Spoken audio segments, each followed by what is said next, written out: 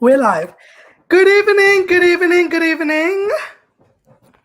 Hi everyone. Hi everyone joining us on Facebook, joining us on YouTube, and joining us on Twitter.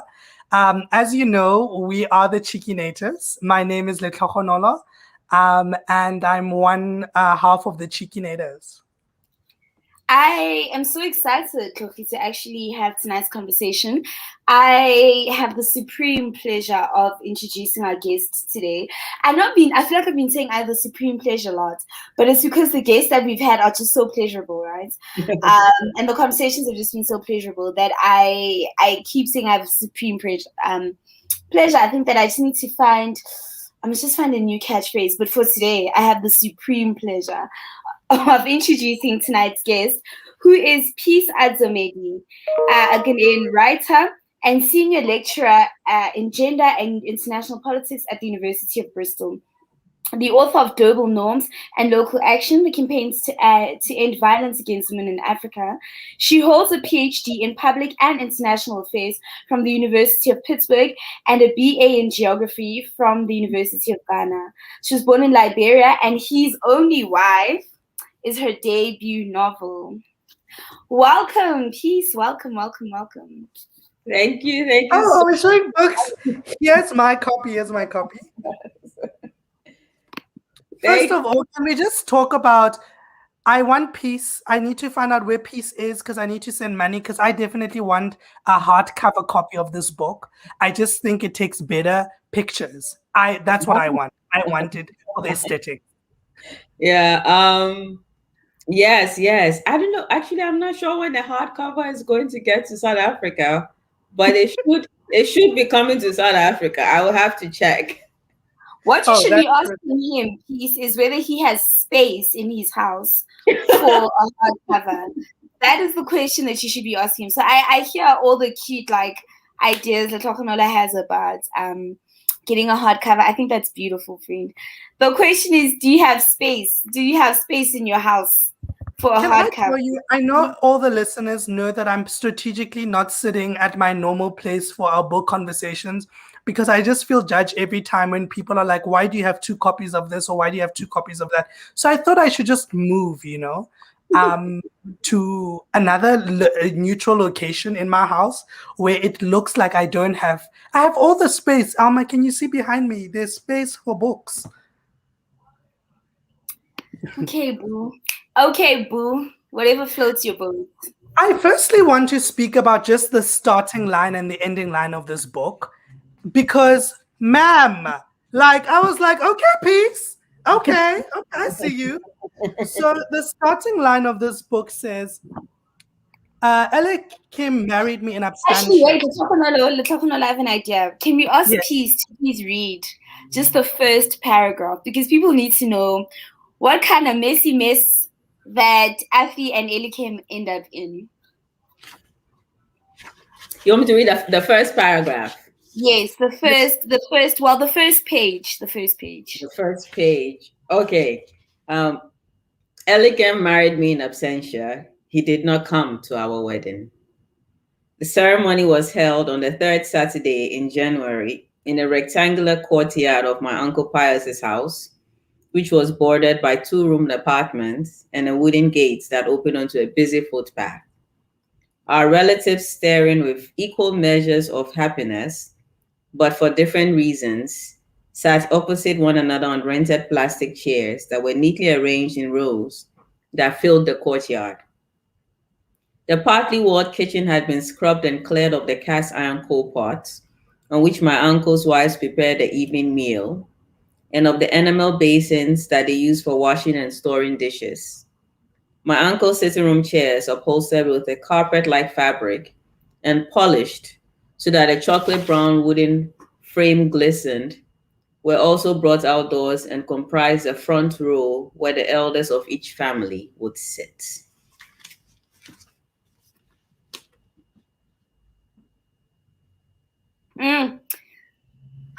Okay. So when I read the first line, I was like, married me in absentia? What do you mean? Like, so now I need to know if this man actually showed up to his own wedding, or if it's just, sometimes authors give you that fire starting line and you're drawn in. And I felt like the starting line in this book was that, right? Where I was like, I wanted to know what the hell is happening. Why is this person not at the wedding? And you just turn the page and you read a little bit and you're like, OMG. You mean literally this man did not attend his own His wedding? own wedding. Oh, I think that for me is a prelude to the kind of problematic, trashy ways that Ellie came later displays in the book. And I think that it's so strategic in many ways that he wasn't at the wedding, right? So that they got married in absentia. Because in many ways, I think that this was Ellie came trying in a very cowardly way to exert some sort of agency, right? To say, I don't necessarily agree with this decision, and I'm trying to exert some sort of agency. So I want to talk a little bit, because Elikem is just a mess. But I want to talk a little bit about Elikem and the myth of the bad Black woman, right? And how in many ways families will create this mythical figure of this bad woman who is keeping their son, who is the reason why their son is unhappy, etc., as a way almost to disabuse their children of the agency, to say, my son is not making a decision to be with this woman, or he's not making a decision to facilitate her behavior, but he's a victim, right? So there's this bad Black woman who is in charge and who is ruining my son's life. And I want to talk a little bit about this theme that you explored in the book. Mm-hmm. Yeah, so I hadn't thought of it as a bad Black woman, but now that you say it, I get what you mean. I mean, so throughout the book, Ellie is very much almost, he's on one hand he's a man, but on the other hand he's a child, and it's like he has agency, but he doesn't have agency. And the women throughout the book is the women around him who are being held accountable by his family. And Ellie himself is just not being held accountable. And that happens until the very end. Like we see at the end, they are still coddling him, like, oh, Ellie, who's going to live in this house with Ellie and take care of him? And so definitely I very much agree that I guess there is this idea. And I think it's very much an issue with patriarchy, I think, right? Because a big part of it is him wanting to have everything. And when he's prevented, and not even prevented, when there's just a hint that he can't have all of these things, then the person who is trying to say you can't have all of these things becomes the bad person, the bad woman. And at the end of the day, both of the women in his life are constructed as bad women, and he really doesn't do much. I mean, I think connected with that is also thinking about the other woman's perspective, right? So, as you say, there are these two women. To say, are we here? Okay, cool. Yeah. So I wanted to speak about the idea of the other woman, right? And connected with the accountability and patriarchy. It also feels like the myth of the bad woman, or we sort of fail to see the perspective of the other woman or hear her side of the story, because throughout the whole book, everyone has painted this really disgusting picture of this woman, and how this woman has stolen, and this woman is a witch, and this woman is bad and is evil and all that.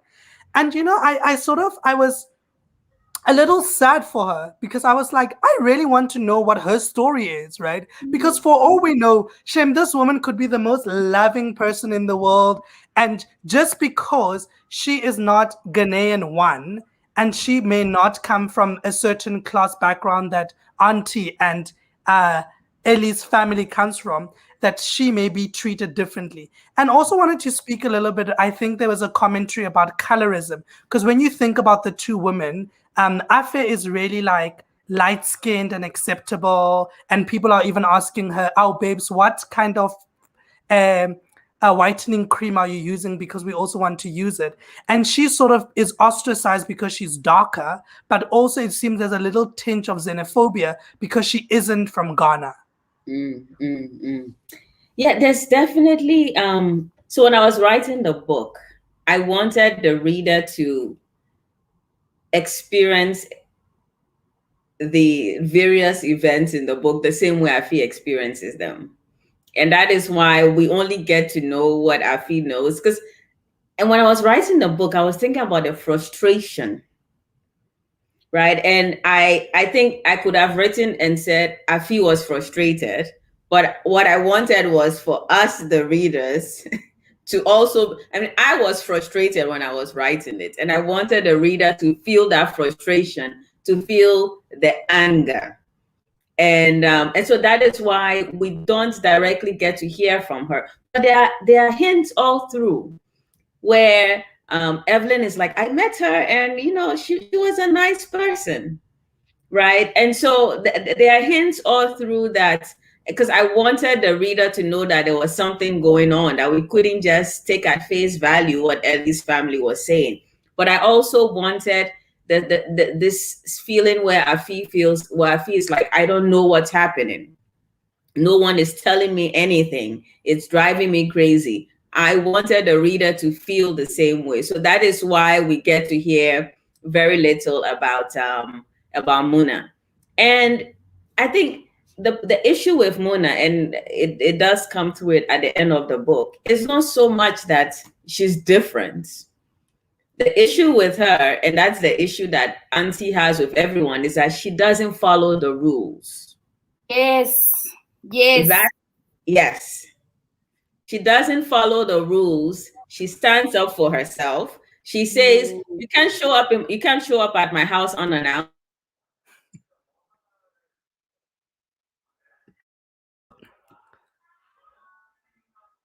Can you hear me? I can hear you. I can see you. I think Peace is just frozen, so let's just wait for her to log out and log back in again. Okay. Yeah, but and start there we go. Okay. Peace is back. Hi, Peace. Peace. We lost you for a little bit. Yeah, I noticed. I don't know. I think my internet is acting strange today. I'm so sorry. That's okay. Please continue. You were talking about she doesn't follow the rules. And I think connected to that is why Evelyn is also not liked by Aunty, because both these two women are women who don't follow the rules as Aunty would have the rules. Exactly. And so I tell people that when I was writing about Muna to me was very much like Evelyn. So if you're thinking, how is Muna like? Muna is very much like Evelyn. In that she does, and when I was writing and after, I thought this is a book about disrespectful women, and I don't know what the dialogue is or the rhetoric is in South Africa, but in Ghana, it's you hear certain people describing women as disrespectful, and if you decide to dig deeper to find out what they mean by disrespectful, it's not disrespectful in the conventional sense. What they're saying is that this woman does as she pleases. She doesn't say yes, sir, no, sir, thank you, sir. She speaks her mind. That is a disrespectful woman. And I thought, I want to write a book about disrespectful women, and women who are already disrespectful, women who are aspiring to be disrespectful and are gradually working towards that. So yes, Evelyn I thought of Mona very much like Evelyn, in that they were both women who refused to follow the rules. And of course, Aunty would not stand for that. I want to talk a little bit about Aunty, because Aunty is problematic, right? But not at first glance. So in the beginning, you see Aunty as this kind, caring woman who steps in to help women who are less privileged than her. But you realize as the book continues that there's a conditional beneficence that she displays. Excuse me. So Aunty is very strategic in the kind of woman that she picks to be this beneficent person towards, right? So she picks people who there is a power differential that exists. So you think of Afi's family and you think about how in awe they must be of somebody like Aunty. And I wanted to talk a little bit about the character of Aunty and explore what it means for somebody to be good in some ways, but also to be terrible in many ways, and how there is a duality of character that exists, because she did help Afi's family, and she helped Afi's family, in the way that Afi's own family refused to, so her uncle, all these extended relatives watched her suffer, and Aunty in many ways stepped in, but Aunty is also deeply, deeply problematic. Mm-hmm. Aunty is deep.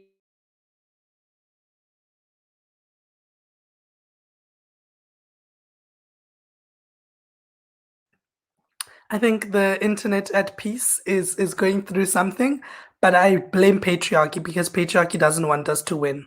So let's just wait for. My friend. So wait again, we can't forget homophobia because homophobia is also in the mix. So let's wait for Peace to come back. But in the meantime, I suppose. Can you see and hear me? Yes, we can hear you now. Yes. Okay, we'll just power through this. I think that so Aunty is very much, on one hand, you can look at her and say that is someone who has shattered a glass ceiling, and she's done what we think that only men can do, and that is accumulate a great deal of wealth. But at the same time, you can see that she is very much upholding much of what is wrong with society, and that in many ways will prevent other women from achieving what she has achieved. And I think that Aunty is very much, I just think that she is representative of so many people, both male and female, who find themselves in positions where they have resources and can help, but at the same time they expect something back. And maybe Aunty is kind of extreme, or maybe she's not extreme. Maybe there are people who are like, I'm helping you, but you're going to give me a limb. So in many ways, I think she's very much, and I wanted to write her as a figure who was not who didn't have any redeeming qualities. Because I think that as people, it's rare to meet someone who's just terrible and there's just nothing good about them, right? And so that is how I wanted to write this character of Aunty, as this person who has a good side. She's paying tuition for all these kids in the town, but at the same time, when she calls, she expects you to come running. And I wanted to explore this kind of dynamic, this duality in her character. And I think that the duality is also in her relationship with her children, right? And for me, I think that the quality of the relationship with her children is actually quite lacking, right? Her children are quite afraid of her. They're unable to stand up to her in many ways, right? And you see, even Yaya just becomes a mini version of her mother. So there's almost this lack of criticality or this lack of critical thinking as it relates to their mother. And I actually wanted to explore that relationship a little bit, because often when we think of mothers, we think of mothers just being lovely and there's no toxicity. It's almost unpopular to portray a mother as being problematic. And yet this relationship with her children is particularly toxic and particularly problematic. These grown as children can't even live their lives because they're afraid of their mother and they're afraid of being cut off.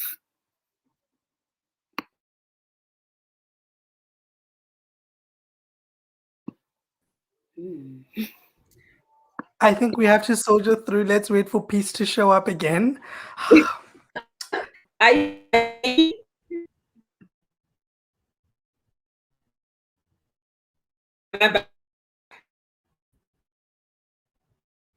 So we can sort of slightly hear Peace. So let's just wait for the internet connection to stabilize. But I think you raised such interesting questions, Alma. I think that as Peace said, she wanted to create this juxtaposition of like goodness and badness that exist in people.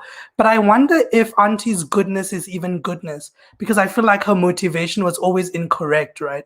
So yes, there are good deeds or people are benefiting in good ways from her, but she isn't doing it with her motivation is not to help these children become the best for themselves, these children that she pays for, or even for Afe to get married into the family for goodness. Her motivation is, can I pay for these people in such a way that I can control them, right? Because one day, every time when something happens, she'll be like, don't ever forget how grateful you're supposed to be. So how is that good motivation when you keep reminding someone that you did something and they are supposed to be grateful for the thing that you did them? And even this is even shown with her children. Her children are literally so scared of this woman. Everyone is like, oh, we're doing everything to please her.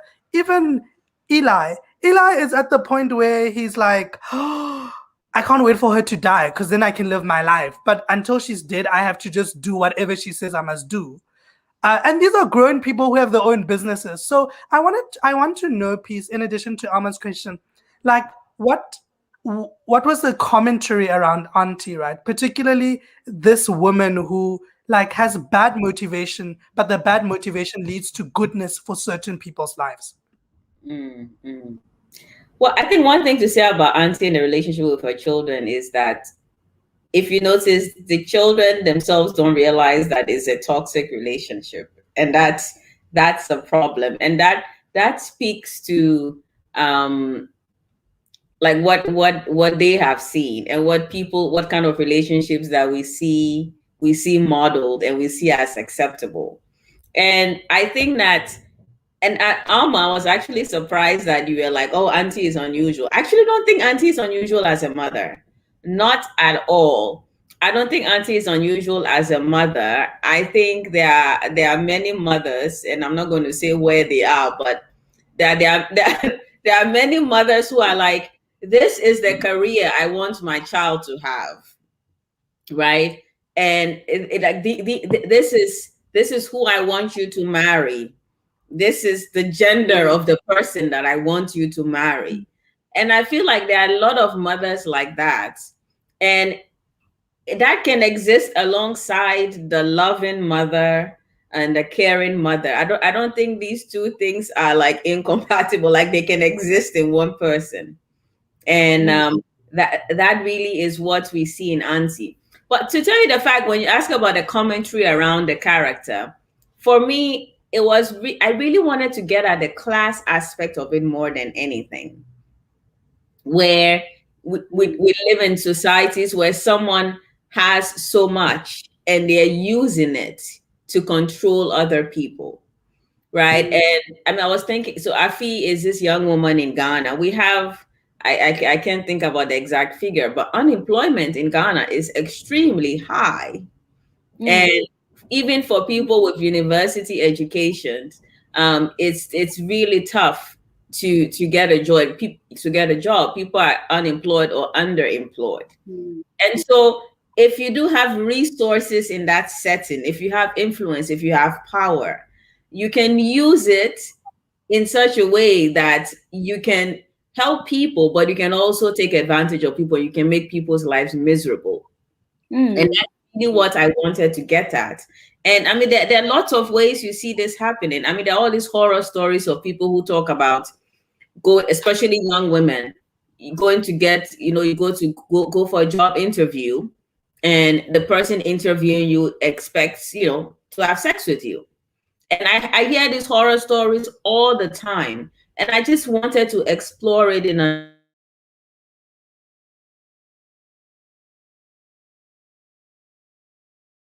another way.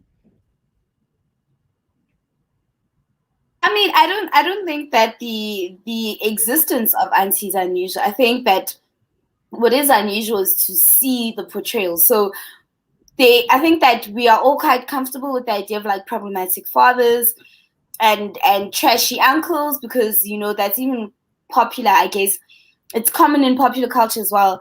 But people always feel some type of way when mothers are spoken about in untoward ways. And it's not to say that it's not true. It's just, it also speaks to our conceptualization of the humanity of women, right? And the ways in which women can have multifaceted personalities or multifaceted aspects of their being. So you can be this loving mom, but also be very problematic towards your daughter-in-law.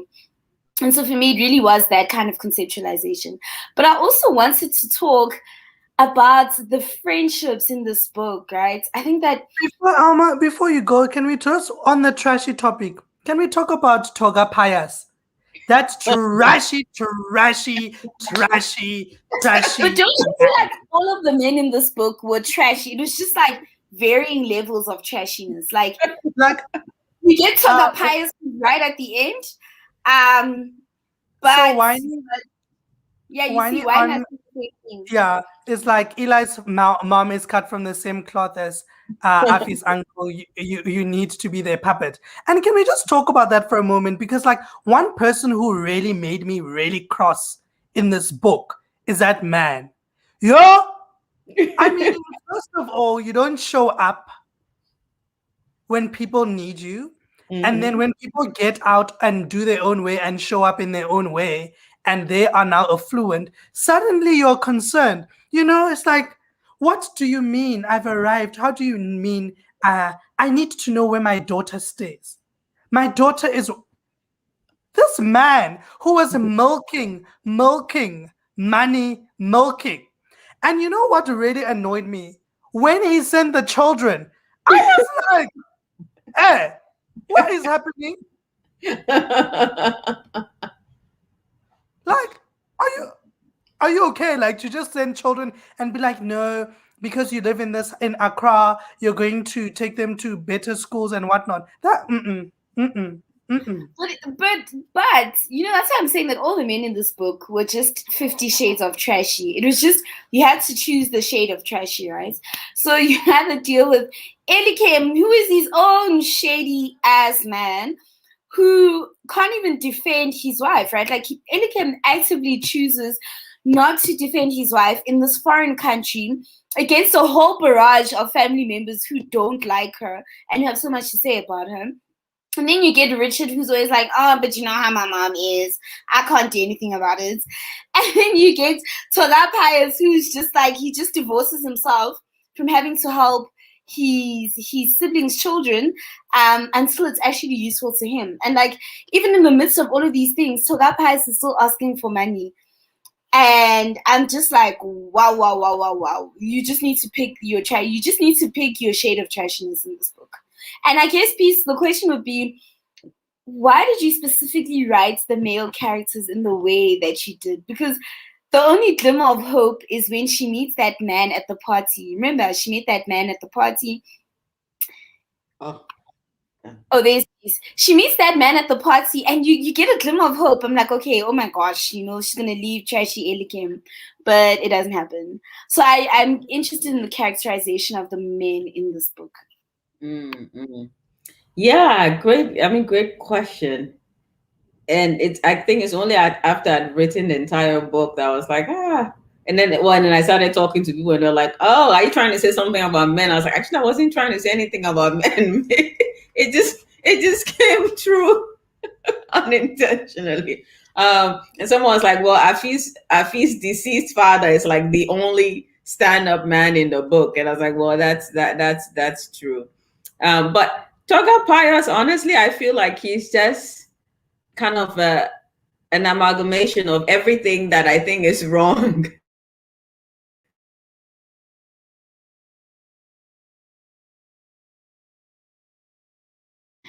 Mara internet ena irujela jealous, ne? Irujela jealous.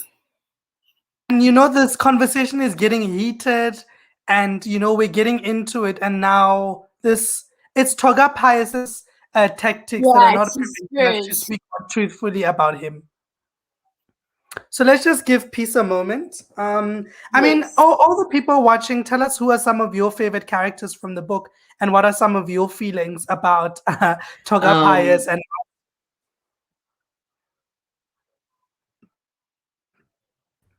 Okay. There we go. Peace is back. Hello, Peace. I'm so sorry. I have no idea why the internet is not wanting us to flourish, but you know what? We will continue. We will continue to flourish. You were talking about like the realization afterwards that the male characters were a little trashy because that's what they are. Um, but it's also, I suppose, a commentary in in the world, right? To think about like there are very few people who do things from good motivation, because I find that like a lot of what I got from the book was like people's motivation came from a very bad place. So Toga Pius was continuing to let Afe stay in this marriage and stay in this relationship and endure whatever was going to be given to her because it benefited him, right? And he wanted to continue to reap the benefits even at the cost of her well-being, mental health, anything. He just wanted to be like, I want to benefit. And how dare you not want me to benefit? Like, I'm deserving because your dad is gone. He is dead. So now I'm your father. And because I'm your father, I want all your money. I mean, how dare he just like phone and be like, tell your family law that they're not taking care of me. While you're at it, can you please give me money? I bet you the family in law was giving him money, but he was greedy and he wanted more money. I think for him, if there's one word I will use to describe Uncle Pius, is entitled. And I wanted to really make that clear from the very first scene when he's sitting on the first row and he's beaming and he's so proud that he's the head of the family and he's going to benefit from this marriage. Is this entitlement that I think it's not only limited to like having access to someone's resources, but I think it's also this entitlement that I see in having access to a person, like the physical being of a person. And you do see this in relationships as well, and ideas around women's availability. There are like people, there are a lot of people who feel entitled to women's bodies, and it's either having access physically or even dictating what the body should look like, and how the body should be clothed, and what spaces the body should occupy. And that entitlement, I mean, it's something that really drives, it just frustrates me. And I think Toga Pius embodies that entitlement. And I think in many ways I wanted this character to be like, because the truth is that whether it's Ellie or is Toga Pius, there are things that people do in society that is, we just accept often. We don't question. Like, I've had conversations where people are like, well, it's true, Ellie did things that weren't nice, but I would stay with him, right? Because he had money. I would stay with him. And I was like, really? But also, I'm not surprised that people are like, well, you know what, life is hard. If someone is going to buy me a 4-wheel drive and give me a fancy apartment and wants to be with someone else, I would agree with it. But I really wanted to kind of like parse apart these things that we take to be normal and regular and acceptable, and to kind of like show society that this is what it is, and it's problematic. So from Toga Pius to even Richard, Ellie's brother, who is like the person who does the errands, even there are issues with him because, like, look at what happens with him and Evelyn. I think that it's interesting you've spoken about the practicality of love, because the Tlokonolo and I were talking about this earlier, right? So you see that Afi and Eli are the practical. So the love, is there love? I don't think there's love. The Tlokonolo thinks there is.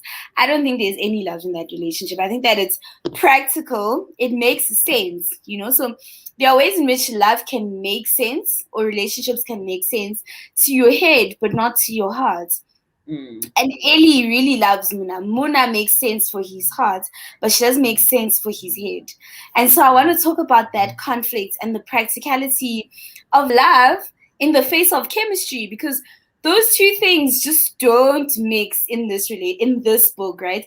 Afi is the practical choice, but she's not this choice of love and like romance. You know, I know Letokonolo feels different. Letokonolo feels like there's some love there.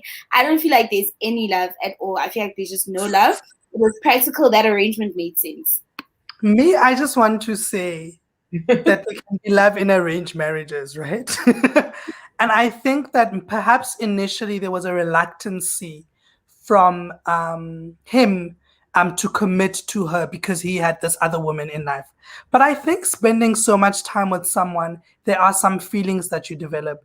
And there are some intimate and soft moments in the book between these two people, right? I mean, we can talk about some of the things that happen that lead to these intimate, soft moments and how problematic they were. But in my mind, I would like to believe that there was some love, some love. At any point in the book, Letokonolo, were you convinced that there was love between these two people? Like, did you feel like they loved each other? To me, remember when they had sex, ne? Also, Peace, I want to talk about your shying away from writing sex because I feel like that sex could have been very steamy. So we must talk about how you were just like, giving us a little bit of a touch, but then you stopped us. I would like to believe that there was love, but let's hear what Peace says. I think there was love. I want to think about it as like grades of love, right? That Mona definitely had his heart, but he did feel something for Afi, and I think that it was real. But how real was it? And the fact that he wasn't ready to give give certain things up shows that yeah, he did love her, but there was a limit to it. And I think the character of Mona, she's really, and I when I was writing this book, I was like, this is not a love story. This is not a romantic story at all. So I feel the need to make it clear. But I think the character of Mona really like shows like true love. That this man, despite everything his family is throwing at him, is not ready to let go of this woman. And I think that relationship is, I mean, if I were to write a romance novel, it will be with those two people because what they had or what they have is like powerful, I think. And I think you're telling the truth. I think that their love is pure in a sense that it had to overcome so much. And it felt like he kept choosing her over and over again, right? And there are moments in the book when you read the books, you will see how Afe is not chosen at all, right? And this woman is constantly being chosen over and over and over again. So there has to be some form of true love because what else is it? But as Auntie says, maybe he's bewitched and he's not himself and all that. So, I don't know. Maybe it could be the witches. But I also want to... Let's give the witches a break. We can't... the witches are living their best life, and we are out here blaming them for things they haven't done. Leave the witches alone. But I want in the middle of a pandemic, the Letokonolo is trying to stress the witches. They are busy. They are booked and busy, okay? Booked and busy. I also wanted to speak a little bit about another juxtaposition of love that I think comes out in the book. So you have Afe's best friend and her love interest. And I think that was such a pure display of love and also a commentary on class, right? So she did not necessarily have the fancy apartment, did not have a driver, did not have a car, did not have all these things. But what she had in terms of love relationship was enough for her. And it sort of seemed as if because they were in a different social class, there was not these expectations that were placed on them. So their high school romance was blooming to fullness. And I wanted to know if that is what you were trying to portray, that sometimes, because we've had this idea in our minds that in order for us to have lush living, we must be in big houses, drive Mercs, and all these things. But sometimes maybe you just need someone who chooses you every day. And I think that was happened in that relationship. Yes, I mean, I wanted a bit when I was writing this book, I wanted to show different kinds of relationships. I wanted And I know when people say when you're writing, you should not think about the audience, but I do think about my audience. And I think I'm very aware of how Africa is written about and how Africa as a continent is understood. And I know that there's a tendency that if you write a book and there's one character that somehow, reinforces some stereotype, the entire book can be, people can conclude that this book shows that on the entire continent of Africa or in the entire country of Ghana, this is how women are and this is how men are.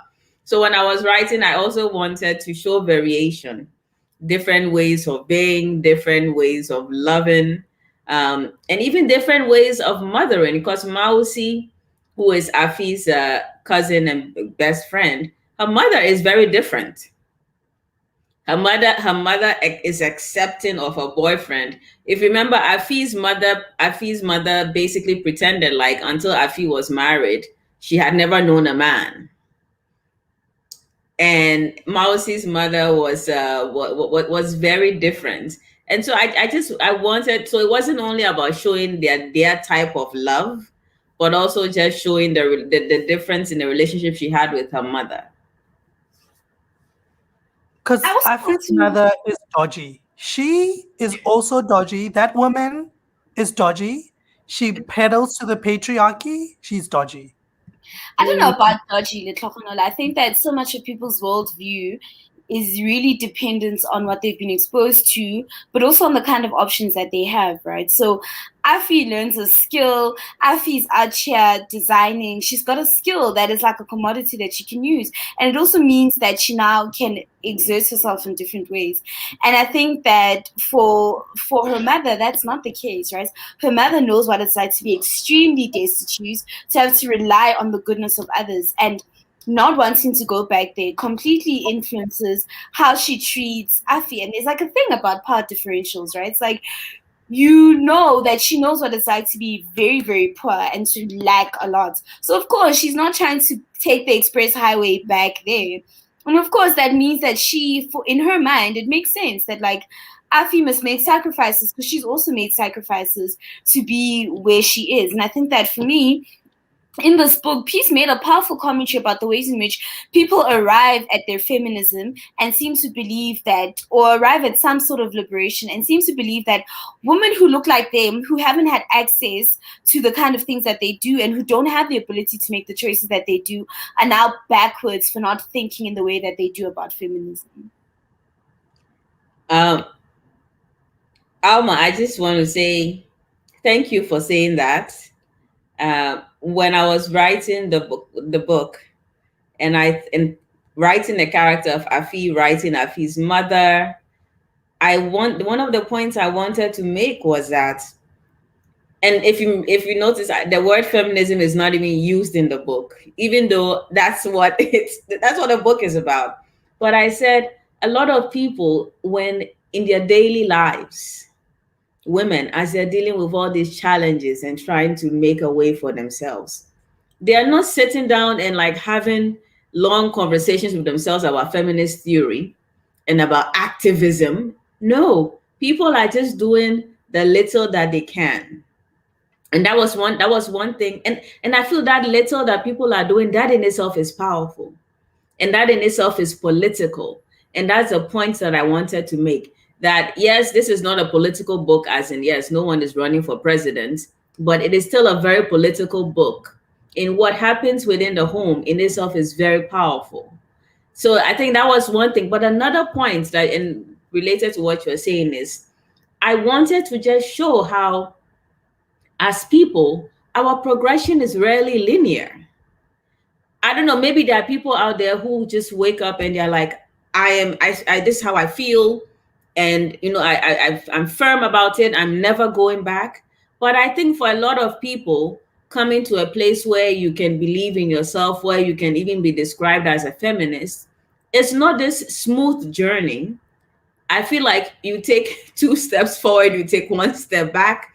And that is exactly what the character of Afi is.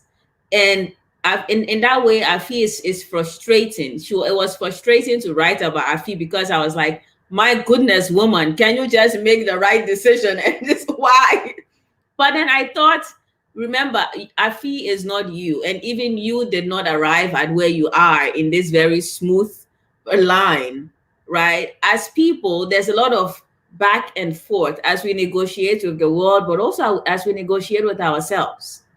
And that is what I wanted.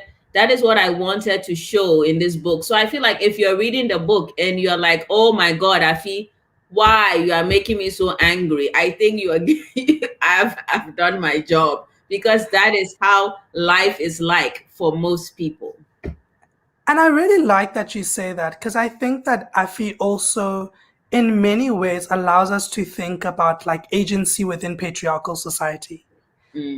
Because for me, Amma and I was speaking about this, is that there are very subtle moves that you make in the book to show how certain women, Muna, Evelyn, and Afi, make decisions that are not necessarily accepted in a patriarchal society.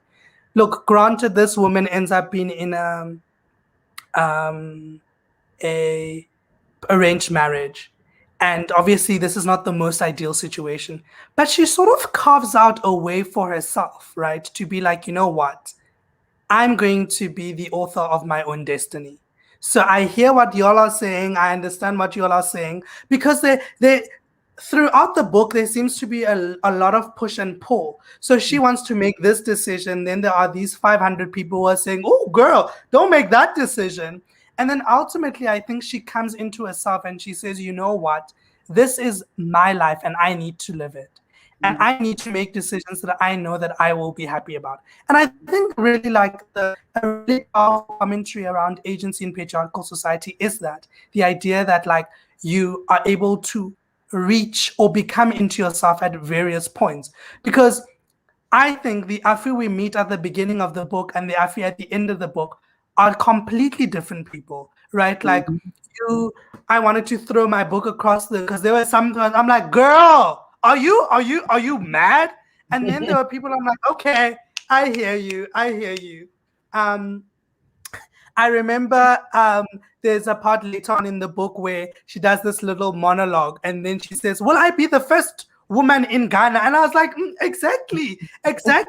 Because people make it seem as if when you make decisions about your own happiness and you opt out of like oppressive institutions or patriarchy, that you are the only person who's going to be an outsider. And her commentary is like, but I'm not going to be the only person. And I kind of need to do that. So I really appreciated the sort of not linear way of Afi becoming to herself, but a moment of her becoming to herself. And also, yeah, so I really appreciated that. And I wanted to know about that, like whether it was also a commentary about thinking about agency within patriarchal oppressive societies. Yes. I mean, I wanted a big part of the book is how she carves a space for herself, like even it's in an actual physical space in some way. Like she insists that I want to have my physical space, and she's doing this in an environment that's not very friendly to her. And once again, I think for me, it's all about how I see people living, and I think that as a researcher in my own research, I see this all the time, that we are often forced to navigate these not so comfortable situations, these often openly hostile situations, and people find a way. And where they end up might not be ideal, and where they end up might not be places that we approve of, right? You could end up in like Evelyn, where you are somehow in a relationship with someone who already has a partner and you know it, but you're like, whatever, I'm still in this relationship. But at the end of the day, people are doing the best that they can or that they think they can with what they've been given. And I just wanted to write about that.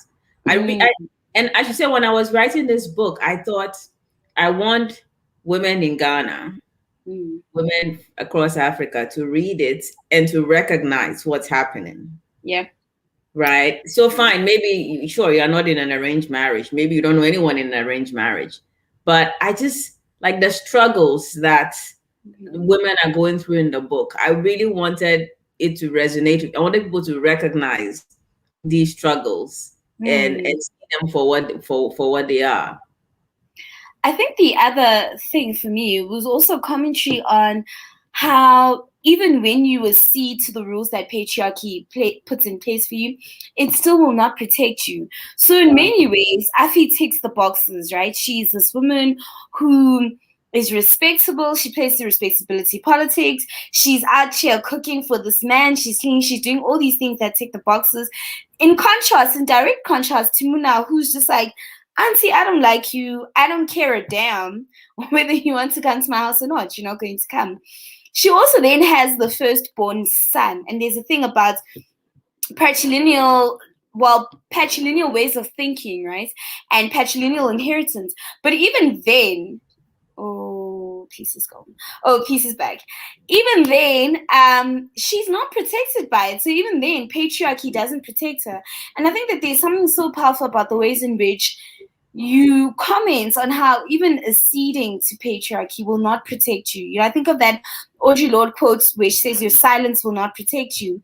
And I think of this circumstance and how just acceding to patriarchy and still ticking all the boxes will not protect you because it's conditional. It absolutely would not.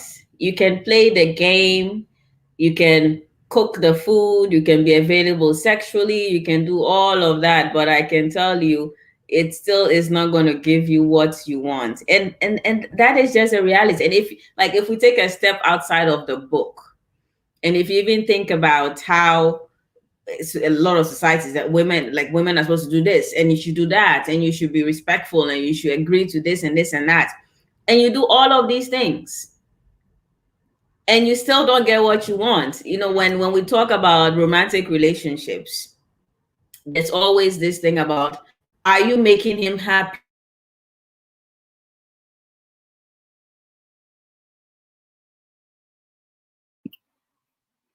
This is the patriarchy we're speaking about. This lack of this internet just being a hater. This is the patriarchy. Silencing Black women who are speaking out against it. You know, yes. I can't understand this internet. Anyways, tell us who some of your favorite characters are or some of the favorite things that you enjoyed about the book while we wait for Peace to join us again. But this has really been an interesting conversation. Are you doing Okay, Peace is coming in and then coming out again. So let's see what happens. Amma, do you want to read us a passage in the meantime? Not particularly, but I do want to talk about my favorite characters. I think that for me, I absolutely loved Evelyn, right? Well, I loved Evelyn for a number of reasons. My Gabes, that girl. I'm just like, it's a little bit problematic in the sense that she knows that her partner is in a relationship and she pursues this relationship, which is interesting for me.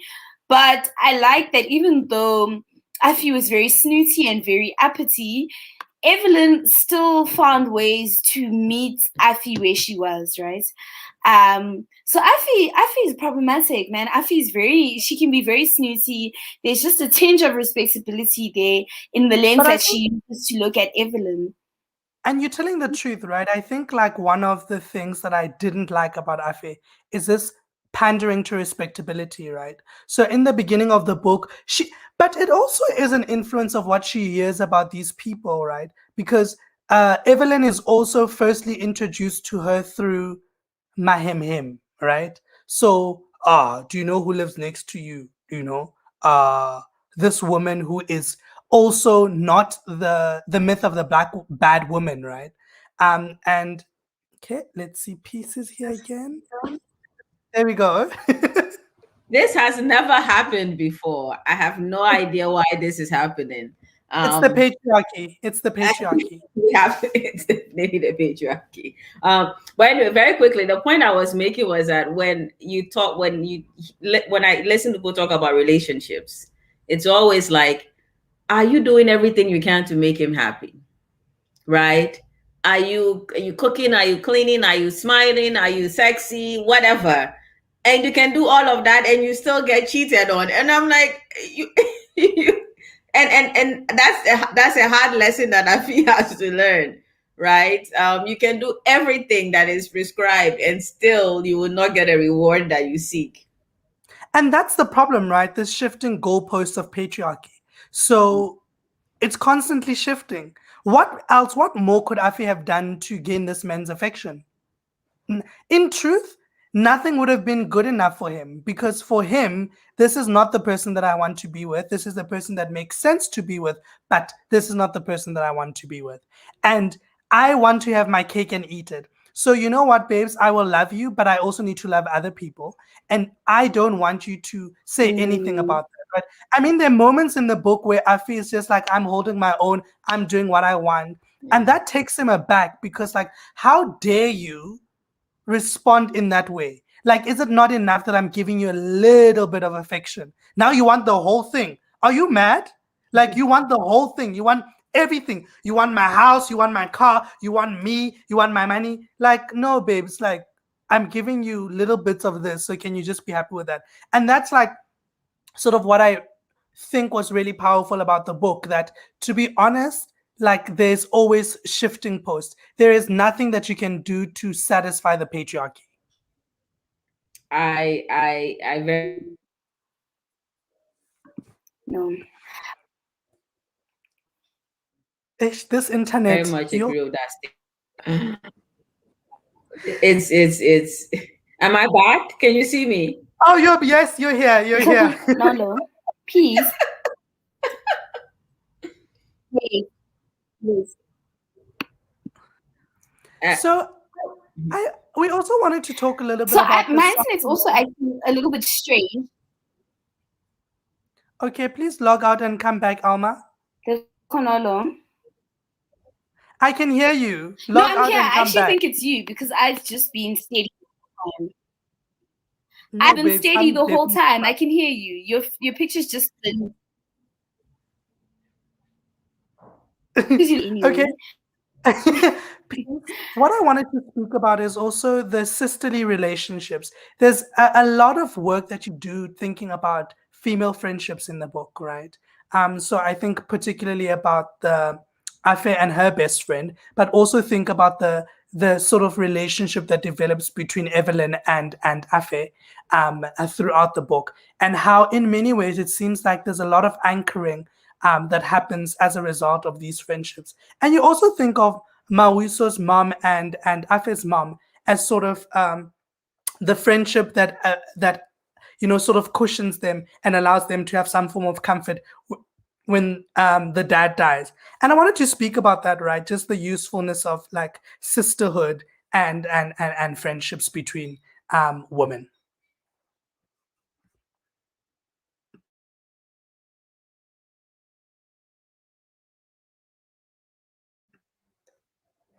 Alma, are you here? I can hear you perfectly. Okay, I think Peace has gone a little bit. Okay.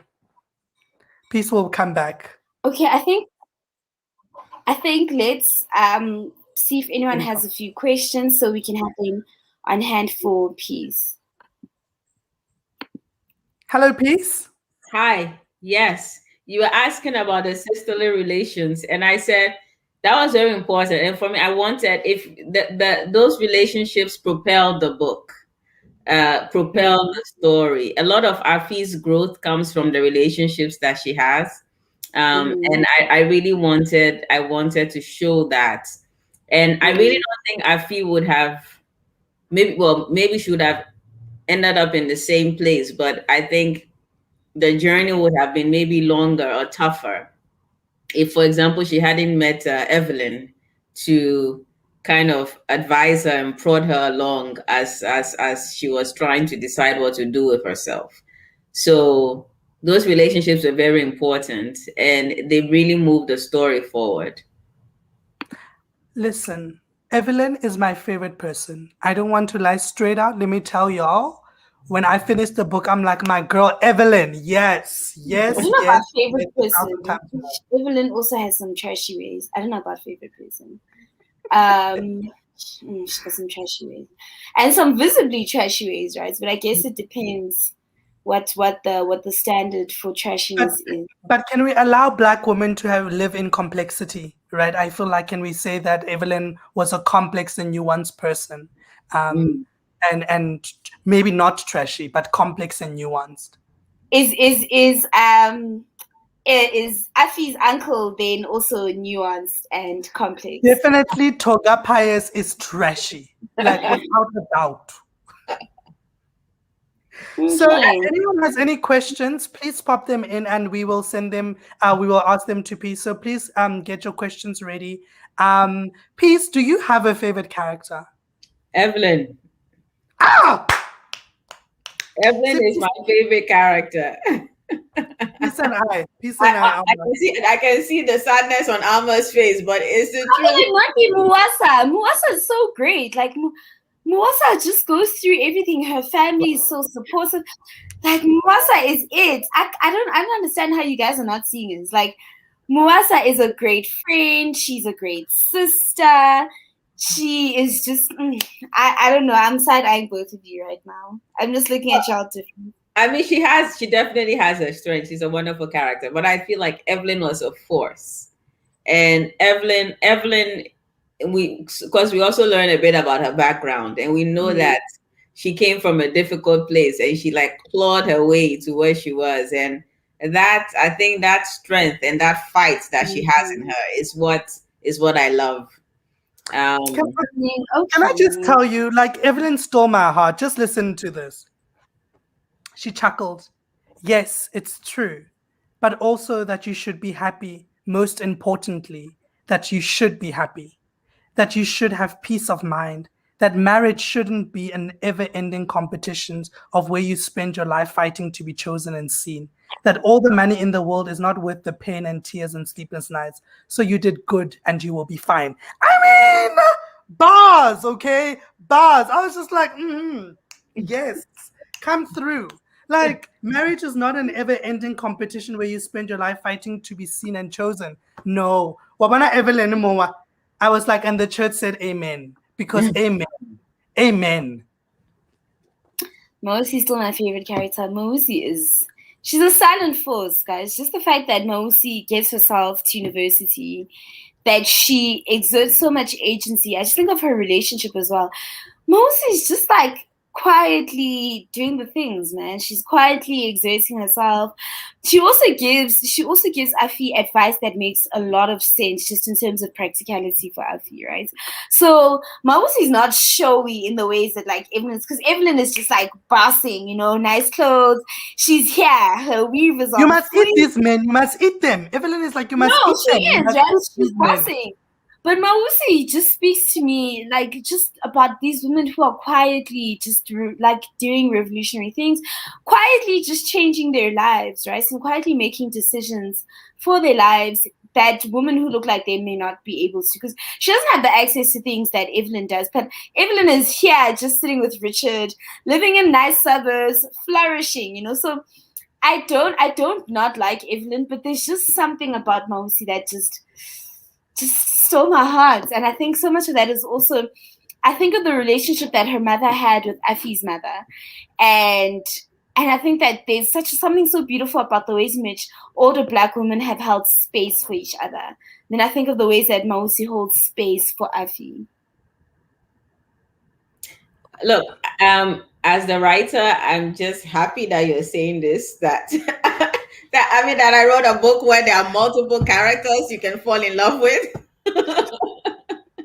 So, but you're just like, still Evelyn. We're still on Evelyn. So we're just waiting for a couple of people to ask questions. But I suppose the next natural question to ask writers is, are you working on anything next? Yes. So I finished the second novel. Hopefully it gets published. So, I am working, not actively, but the third novel is in progress. I haven't worked on it in a while, but I hope to get back to it soon.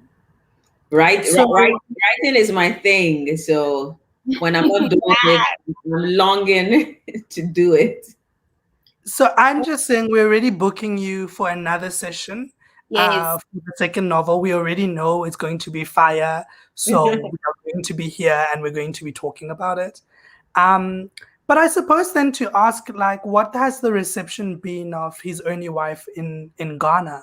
I mean, you think about like how books are received in the places that I said. What have Ghanaian women said about His Only Wife? But also to add to that is this is a Reese Witherspoon book club pick. And I want to know what that's meant for your book as well.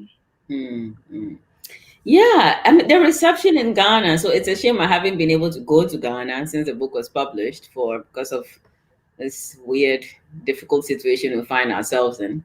But and I've done quite a few events in Ghana, and people have reached out to me on social media, and it's just been really positive. And for a variety of reasons, people have said this is the first time I've seen people like me in a novel, people with my name, people who come from this town. And I think that in itself is important, seeing yourself in literature. But also just people have said, man, this book resonates. I've had people say, I've never forget this. I read this comment on Twitter. I can't even remember who wrote it now, but the person was like, this author must know my life story because like this is my life story. And I thought, oh my goodness, that there's someone out there who has had a very similar experience. So all in all, the reception has just been it's been really warm. It's, I think, even better than I hoped for, honestly. And I'm not going to lie and say that I wrote the book and didn't care whether people in Ghana would like it. I will admit that I wanted people to read it and like it. And I think that has happened. And I mean, being a part of the Reese book club, this community, it has been just amazing. And I mean, from the time I found out I was selected, because I remember before the book was published, I was speaking with my agent and I said, my dream will be to be selected for a book club. But I said, and why would I even think that would happen?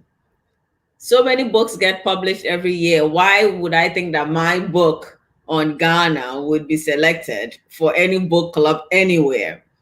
Right. So when it happened, it was actually just surreal. But it's been an amazing part. It's just been wonderful. The book club, they really do a great job of, so it's not like a one-time thing where you are selected and for the month and then after that it's over. It's really a community of people, and they continue to interact with you, to engage with you, to look for ways to support you as a writer, to like promote your work.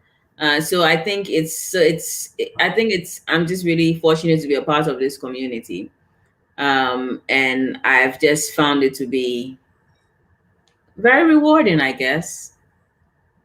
So before we go and before we give you your flowers, there's one question from Wandile on YouTube on writing. Do you get writer's block? How has it been working on your novels? Does it get exhausting or anxious inducing, or is it energizes you, the writing? Oh, I don't get writer's block. I don't. But I think the issue, I was going to say the problem is not a problem at all. The reason that my writing experience, I guess, is a bit different is that writing for me is like what I do to enjoy myself. So I don't know, people hike, people play the guitar, they do different things to make themselves to have fun. Writing is what I do to have fun. So when you are writing to have fun, I guess you are less likely to suffer from writer's block. The only problem I have with writing is finding the time to write because I have a full-time job. So that's like the main problem. It's not exhausting. It doesn't induce anxiety. It energizes me. It makes me very happy. When I was writing this, like His Only Wife, I could like lock myself up in my house from Friday evening to like Saturday evening and just write fiction and not interact with another human being, and it was just perfect. I loved it. That sounds like a dream. Peace, it's really been a wonderful conversation, even though the internet has been showing us the most flames. But it's been a wonderful conversation.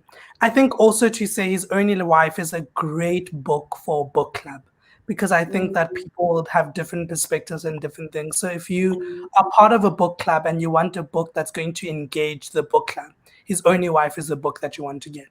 But also Peace from the Cheekinators, really thank you for, I think also relieving the burden, I think, or beginning a different conversation about writings about Africa.